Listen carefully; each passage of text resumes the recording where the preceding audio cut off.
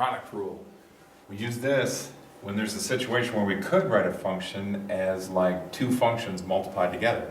And to use the product rule, we take the derivative of that first function times the other one left alone plus the first one left alone times the derivative of the second one. Just to see that it works, let's take a look at this.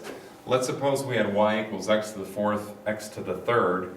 We know if we multiply those two together, we could get y equals x to the seventh, and using the power rule, the derivative would be 7x to the sixth.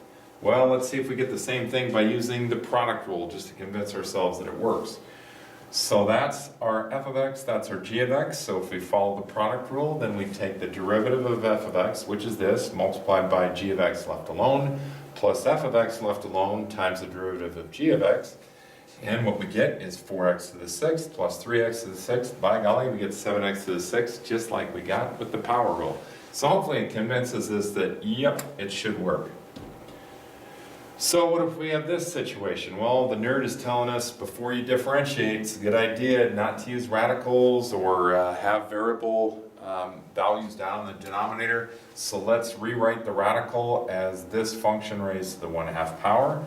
So we can picture y as being this function times this function. So we can use the product rule. So there's our f of x, there's our g of x. So we are going to take the derivative of f of x and leave g of x alone, plus leave f of x alone and take the ugliness, the derivative of g of x. If that looks familiar, that would be the chain rule. So hopefully we can see how we would end up with that, either using u substitution or just applying the chain rule right away. So then we end up with this, because that's the 1/2 power is the radical.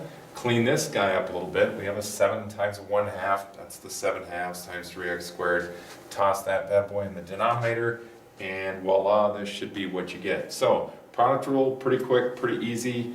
Just know when to use it and be careful not getting your numbers and things mixed up, but otherwise it's pretty clear.